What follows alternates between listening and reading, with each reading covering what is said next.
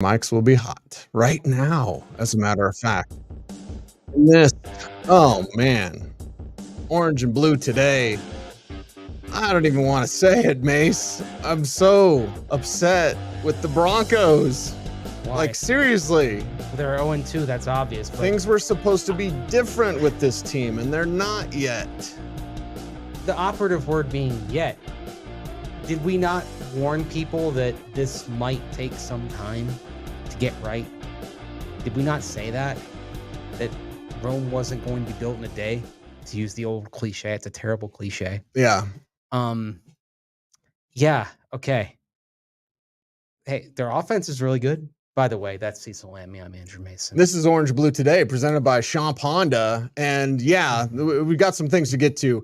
First off, Broncos getting the points that we wanted, the deep shots that we wanted. The kids were playing. I'm glad Sean Payton trusted them. But then in the second half, what happened, Mace? We got to get into this. Well, that's the thing. There was actually an interesting stat put out there by Bill Barnwell of ESPN. Love it. Pointing out that Russell Wilson has the best QBR in the first half so far this year. I believe it's 97.1. Wow. Which is insanely good. 50 is average. Goes on a scale of 0 to 100. So that's remarkably efficient. And then I believe the second half QBR is 16.4. The old cliche, a tale of two halves indeed. Yes, but I have some theories. Would you like to hear one? Yeah, lay it on me. I'm in the mood for a theory that might brighten my day a little bit. They don't run I enough. use a day brightener right now. Yeah, we both could. They don't run enough. They don't run enough at all. What Javonte Williams have in the second half for carries? 4. Jaleel McLaughlin, nothing. Samaje Perine, nothing. Yeah, like, okay, you have a lead. I know the fumble and everything set everything off before 2 minutes left to go in the first half, but you have this big lead. And I'm thinking to myself, we've seen the kids. Marvin Mims is blowing it up. Jaleel McLaughlin is blowing it up. And now you can throttle them with the ground game. And they came out in the second half and didn't do that at all, Mace, with a lead. Yeah. The third quarter, the Broncos ran 6 times for 18 yards. Okay. And the fourth quarter, when the Broncos, remember, they got the ball back midway through the fourth quarter, right? 5 times for 33 yards. And 3 of those 5 runs were Russell Wilson scrambles. Yes. So Javonte Williams had 4 carries in the second half for only for only 2 yards, by the way. 4 carries for 2 yards for Javonte Williams. Samaje Perine 1 carry for 4 yards. Michael Burton 1 carry for 3 yards. Okay. That's a problem. And oh, by the way, to mention Jaleel McLaughlin, beautiful work on the touchdown. By the way, it wasn't even touched. Here's the thing. That first drive had some of the best play design that we've seen from a Broncos offense. It was sharp. Many moons. Mm-hmm. And not only best play design, but great use of personnel, because I love the package that they used on McLaughlin's touchdown run, because you get the extra tight end, Nate Adkins, who was making his debut, and Michael Burton out there. Michael Burton at fullback, Adkins, he motions over to the H-back spot on the left side, and that's exactly where you had Jaleel McLaughlin going around, and McLaughlin gets the first touchdown of his career on his first official carry, because his carry last week was wiped out by a penalty. Right. Okay. Great concepts. You're getting the ball to Marvin Mims vertically deep. Great idea. Where does it go in the second half? Like, it's, maybe I'm kind of old school here, but to me, you do something until it stops working. Yes. Until you keep doing it. That's the Mike Shanahan thing. Yeah. Mike would do that all the time. He'd run the same play, opposite side, and you'd have to stop it. Until they figure it out. Yeah. Until they figure it out. Yeah. So this loss is on Sean Payton, to me. It's not on Russ. The defense has issues we'll get to. I think it's on the defense. This is a Sean Payton loss for me. I think this loss is on the defense, though. You score 33 points. You come out 21-3. So you're setting the defense up to pin the ears back and attack, especially against a quarterback who does hold the ball for a longer time. But you had open lanes and coverage. Credit to Sam Howell, because he found the gaps in the zone coverage. And then he had some really nice throws. Like the pass to Terry McLaurin. You've got Turner, Yell, and Mathis. They're there. They're trailing. They're sandwiching Terry McLaurin. Terry McLaurin? No, yeah. You're talking about two of my favorites. But that was I mean, you do have to tip the cap sometimes. Yes. That was a great throw and a tremendous catch. Yes. Fantastic throw. Yeah. To a tight window. You know, Damari Mathis had some rough moments in the game. That actually wasn't one of them. Right. Right. You know? Before we get too much more on the defense, I just want to go back real quick and have this debate with you, because only you and I can do this, Mace. We can. Only us. We can. So 2 weeks has Sean Payton been out coached, one by Josh McDaniels and second by Eric Bieniemy, because we're saying to start the show they didn't run enough in the second half. Guess who did run enough? Sam Howell had 39 passes on the day. He had 30 in the first half. Only 9 times, Bueller, did Sam Howell go to the air in the second half. 9 times. Now, they were screen passes, to be sure, and other plays that were great throws by Howell. But they, being down, ran the ball with Robinson. The Broncos defense couldn't stop that. So I guess I am playing into the hands of the defensive conversation. It's kind of a hot mess. But in 2 weeks, I did not expect Sean Payton to be outcoached in 2 weeks by Josh McDaniels and then by Eric Bieniemy. So let's talk the second half. Washington running the ball, 13 carries for 74 yards for Brian Robinson Jr. and a couple of touchdowns. I'm not going to say tutties like, Nathaniel Hackett did. Right. Sam Howell, 2 carries for 13 yards, including an 11-yarder. Antonio Gibson with 1 reception for 7 yards, but then of course he had the nice work in the screen game as well. I was surprised they didn't get the ball more to Antonio Gibson, but boy, when they got it to him, like when he had that screen pass and he got the ball, and I didn't have the binoculars on, so I was looking at the whole field. And you could see things open. I'm like, this is bad. When he got the ball, I said, this is gonna be ugly. And 36 yards later. Yeah, it was ugly for this team. So this defense, I'm sorry, it isn't very good right now. It really isn't. So how much is on Vance Joseph? Because a lot of fans, you're on Twitter, I'm on Twitter. A lot of fans are blaming Vance Joseph. I'm not necessarily ready to go there, Mace, because I think there's a lack of depth on this team. I think that maybe you're playing some of the wrong guys. You're not playing some of the Drew Sanders enough. I know Riley Moss wasn't available, but there's some depth, some talent issues on this defense. So it's not all VJ, but how much is it on Vance Joseph? A decent amount. I mean, but I'll say this right now. I need to see more from Zach Allen in the interior pass rush than we've seen so far. Right now, again, it's early. You can scheme things, you can change things. I'm a bit concerned that Zach Allen's explosion last year was in part a product of having J.J. Watt on the opposite side to Arizona. Right. Because now he's drawing more attention. And the Broncos, what happened? The edge rushers had a good day in terms of pass rush numbers. Look, I said last week, the pass rush from the edge, it's not as bad as the data would have you believe it to be in week 1. It's not as good as the data from week 2 will reveal, because Jimmy Garoppolo gets the ball out quickly and Sam Howell does like to hold it. Right. Okay? Something that you and I both asked Zach Allen about last week in the locker room. Yes, exactly. And the interior rush that is key to knocking an opposing offense off its passing timing hasn't been there so far this season. Mm-hmm. I mean, actually, the guy who's making the most plays on the defensive line right now is Matt Henningsen. Yes. With a couple of pass deflections yesterday. And we did ask for more Matt Henningsen. We got a little bit of it compared to week 1. So that was good to see. But again, not what you're thinking when you pay Zach Allen all that money. I do wonder, because Sean Payton has alluded to the fact that these 4 games, you're finding out, these first 4 games of the season, you're really finding out about your team and what it can do. I do wonder if we're going to see some different use of players in all phases as you get to week 3, week 4, week 5. Do you see more of Matt Henningsen, for example? Do we see Marvin Mims playing the full game? Yeah. Why Marvin Mims is not out there on the 2-point conversion? Right. He had 2 catches for over 100 yards and a touchdown.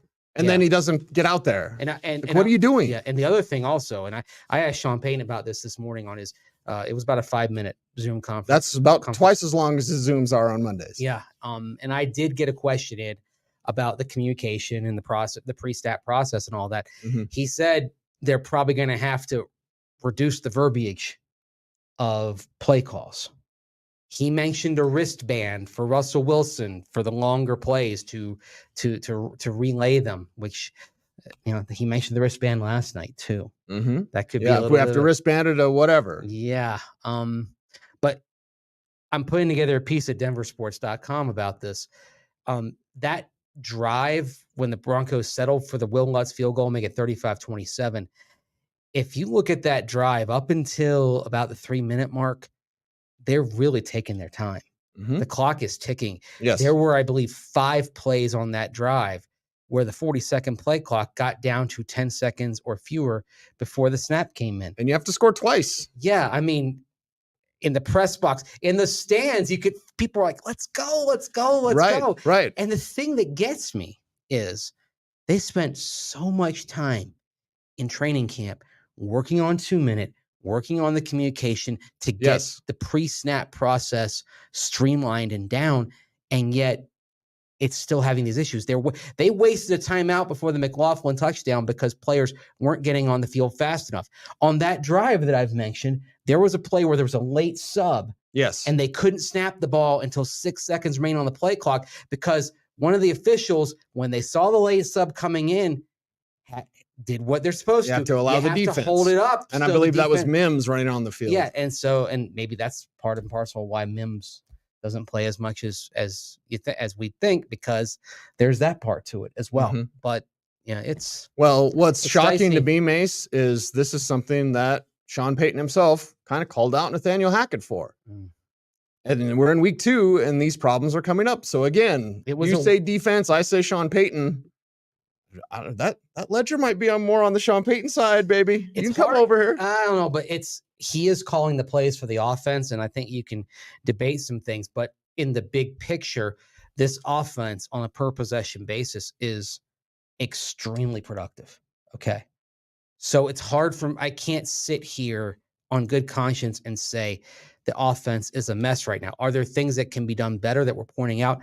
Absolutely. And they can work on these, but there are plenty of things to hang your hat on to where we can say, okay, this offense may well be the strength of the team, whereas it's weaker on the defensive side, which means you may get some wildly entertaining games. But as I wrote in my piece at denversports.com, effectively, you took a different path to the same type of outcome that you're used to seeing here, as the Broncos now have 16 one-score losses since the 2021 season, the most in the NFL. Yes. 5-16 in one-score games since 2021.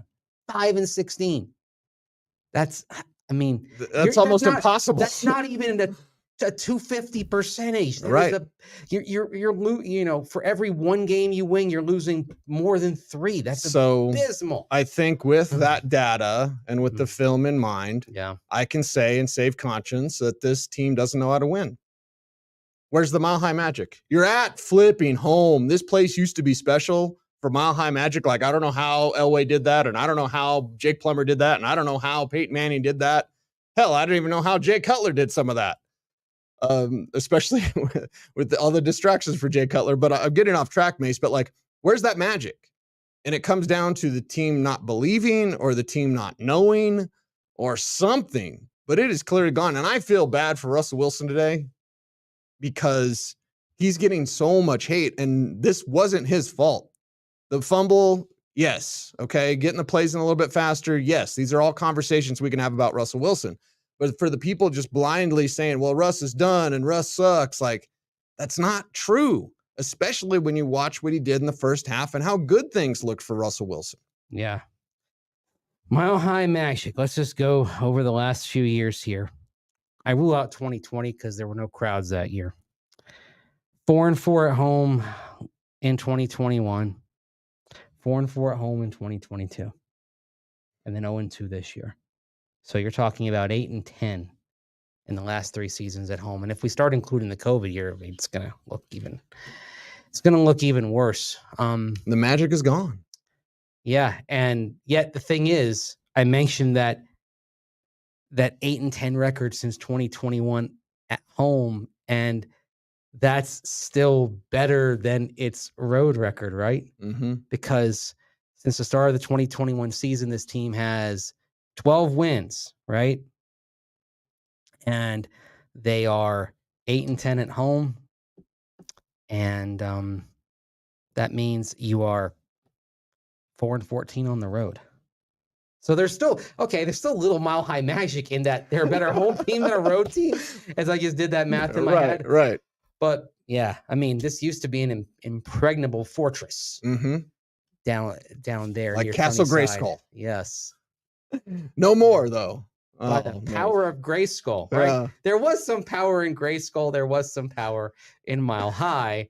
Right now, and here's the other thing: when you have a struggling team, I do believe there becomes a home field, home venue disadvantage, because after 6 consecutive losing seasons, people are expecting the worst. Yes. You can feel, I think both the last 2 games, you can feel the collective sphincters tightening in the stands.